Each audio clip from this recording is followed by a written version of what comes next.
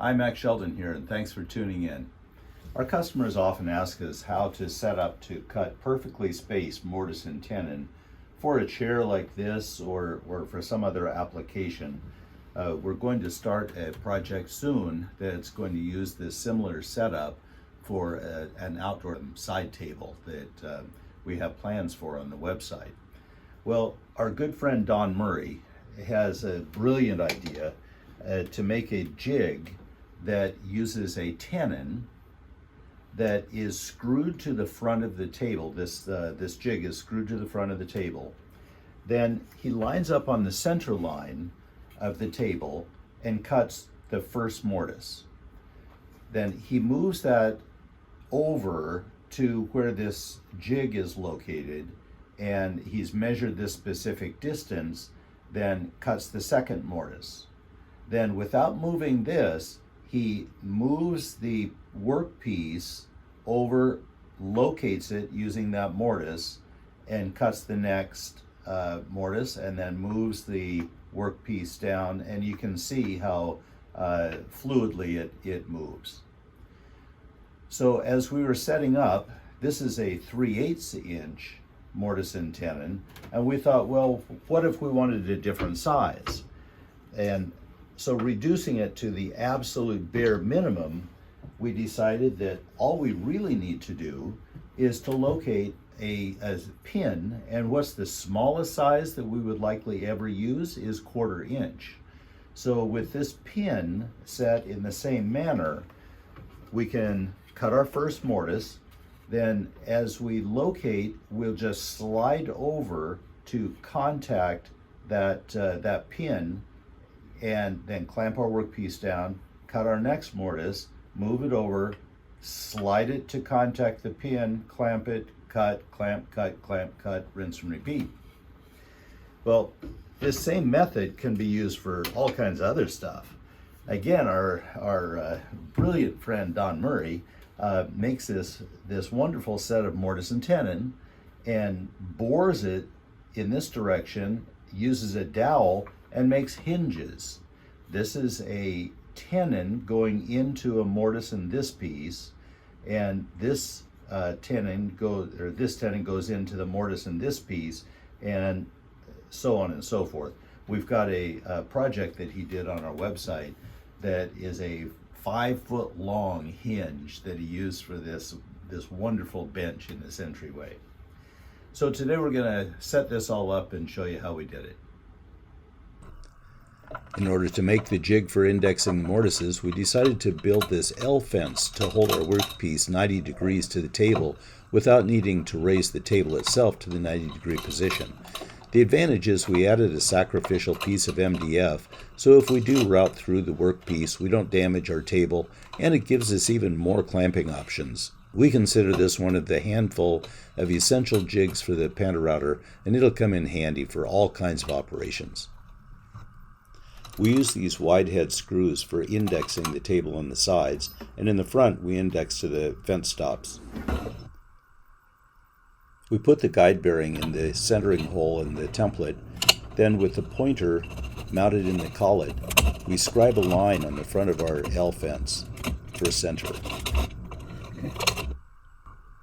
We continue our line up the L fence, and anytime we need to, we can recenter our workpiece.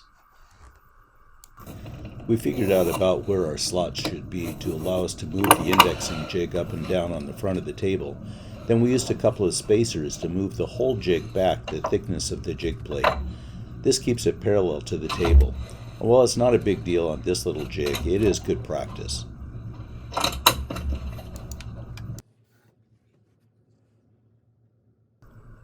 Next, we centered the workpiece on the table, then clamped it from the back side, and we're ready to route the slots.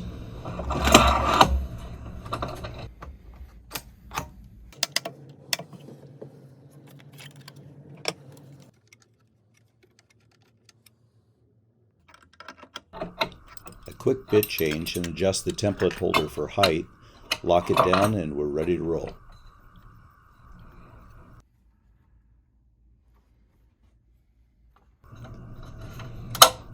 We set the depth stop to the thickness of our workpiece and then just a tiny bit more, so we know that we're going to just barely cut through our workpiece.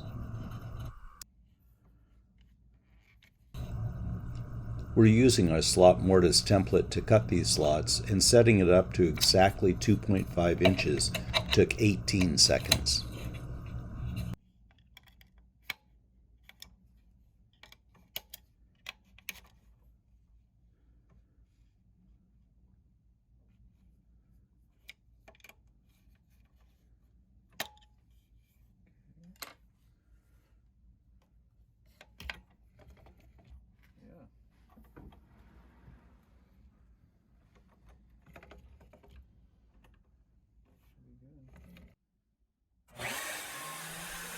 We're running without the brush on this so you can see the bit in action, but even without that brush you can see how much of the dust and debris was caught by our patented dust collection system.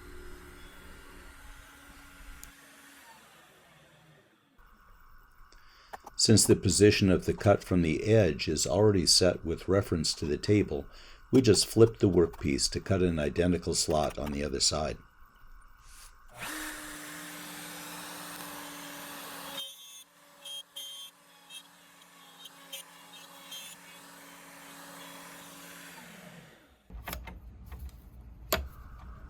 We arbitrarily decided to put the pin that we'll use to index the mortises in line with the last slot that we cut, so we left the template in place and inserted the guide bearing shaft into one of the numerous holes in the slot mortise template that put the hole about where we wanted it. Then we quickly bored the 1/4 inch hole.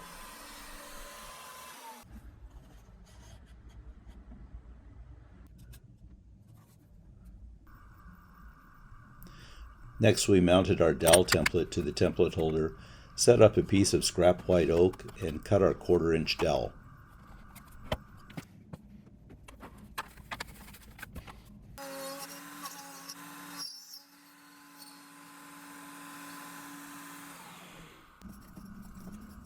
We glued it in, and as soon as the glue dries, we're ready to go.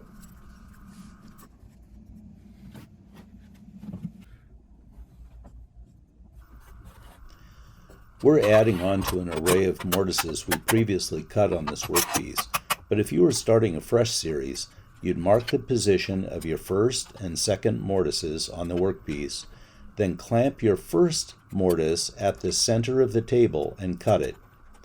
You then move your workpiece to center the second mortise location on the table and clamp it. Position the indexing jig at the edge of the first mortise and secure the jig at the front of the table. Make your second cut, then continue moving, clamping, and cutting to the end of your array. It's hard to imagine a faster, more repeatable, and more accurate way to cut tons of mortises.